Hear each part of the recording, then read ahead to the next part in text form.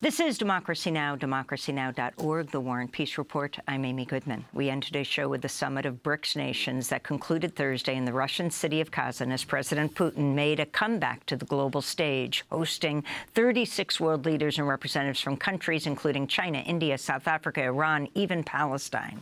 Israel's war on Gaza took center stage, with many heads of states demanding an immediate ceasefire. Putin also faced direct calls at the summit from some of Russia's most important allies for Moscow to end the war in Ukraine. Meanwhile, the BRICS coalition, which was founded by Brazil, Russia, India, China, and South Africa, officially added 13 new nations to the alliance's partner countries, including Bolivia, Cuba, Nigeria, and Turkey. For more, we're joined by two guests here in New York: Richard Wolff, professor of economics emeritus at the University of Massachusetts Amherst, visiting professor in the graduate program in international affairs at the New School, founder of Democracy at Work, author of several books, including most recently Understanding Capitalism. And in Johannesburg, South Africa, we're joined by the political economist Patrick Bond, distinguished professor and director of the Center for Social Change at the University of Johannesburg. His recent Counterpunch article headlined "Rising Dangers of Imperial and Subimperial Partnering." We're going to begin with you, Patrick. Talk about the significance of this BRICS summit. I must quickly say thank you for having me, but also in 10 or 11 days, you may know whether the great teams at Democracy at Work and Democracy Now! Need to be in exile, because democracy won't be allowed, and you'll come to Johannesburg and we'll have you a very fine site for your production systems. It's a great address here at the moment. And I think the fact that we had the BRICS summit just 14 months ago, I was chatting and debating with Vijay Prashad along with my colleague Trevor Ngwani.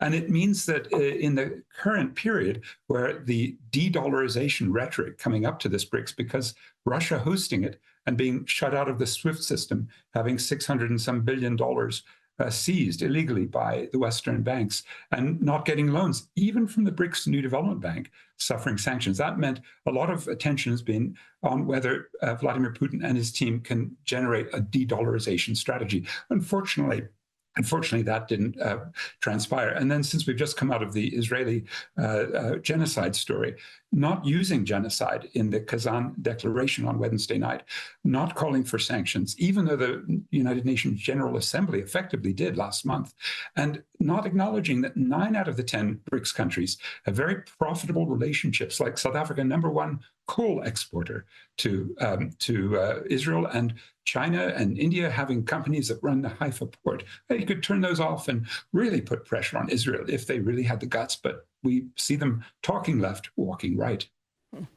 And Richard Wolff, your takeaway from this BRICS summit, how historic was it? In my judgment, and even though Patrick is right about a number of his criticisms, this is a historic turning point. I cannot overstress it. Here we have, for the first time in a century, a serious economic competitor to the United States and its role in the world. We've never seen this before in the lifetimes you, me, and the people watching this program and listening to it. Here are a group of countries that together have a larger GDP, a greater production than the G7, the United States and its allies. We haven't had that before, and the gap between them is growing.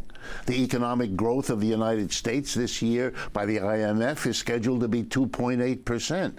In China, 4.8%. In India, 7%. So they are growing faster than we are. They've been doing it for decades. It is a new economic world. And as an economist and an American, I am aghast that our presidential election isn't putting that front and forward. This is a new world. Everybody else in the world is adjusting to this reality. The American empire and our system is in a decline relative to what the BRICS are about. Are there problems among them? For sure. Do they have their faults? Absolutely. This is not good and bad, but it is a radical alteration. And if we continue as a nation to pretend it isn't happening or it isn't important, we will continue to make big strategic mistakes, not the least of which is to bring us into a war kind of situation that people are already sensing might be in the air. I want to go to Vladimir Putin, the president of Russia, for his comments at the BRICS summit. We are in touch with the leadership of Iran in a very close contact. We see our role in creating conditions to settling the situation by finding mutual compromises. I think it is possible. Patrick Bond, your response, the Russia-Iranian alliance, and also the latest news that North Korea is sending soldiers to Russia, perhaps to fight in Ukraine. Well, those conflicts, Russia-Ukraine, are just so tragic, since several 100,000 Ukrainian working-class people and maybe 100,000 Russians have been killed in what is a power grab that I think goes outside my line of argument, that it's a subimperial. It's a rogue subimperial, the way Janet Yellen's rogue imperial grab of all those assets could be described. But, you know, if I come back to where Richard was saying that this is an alternative, it's something new, it's a real challenge, I must fight you on that, my old friend, because I think there's not an anti-imperial, but a sub-imperial, not against, but within. Just think of the global value chain. My phone that has the cobalt from child labor in China, in Chinese mines in the Eastern DRC, then coming back into a Western phone. And these are the sorts of relationships we really have to be restructuring, not just a sort of shifting of the deck chairs on a global capitalist Titanic. Certainly as the multilateral system expands. Next month, there will be, a G20. Last year in Delhi, the African Union was added.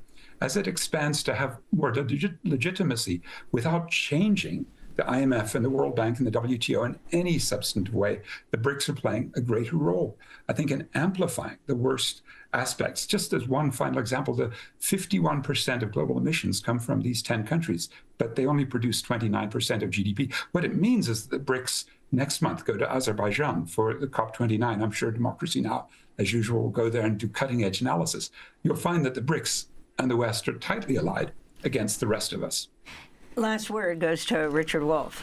Yeah, history does not happen in a morality play. You're not going to have the bad disappear and replaced by the good. It's never worked that way. What you have to have is an analysis of what's actually going on. And the unanimity, the dominance of the United States is over. And the whole world is trying to figure out, every company in the world, every country, how do you navigate a new international order?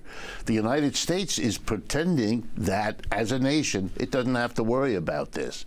And I'm afraid Patrick's remarks will lead people to think, well, there's problems on their side too, which there are, but that misses the larger historical phenomena. This is the first serious economic competition this country has faced, and the consequences of that will be overwhelming to us.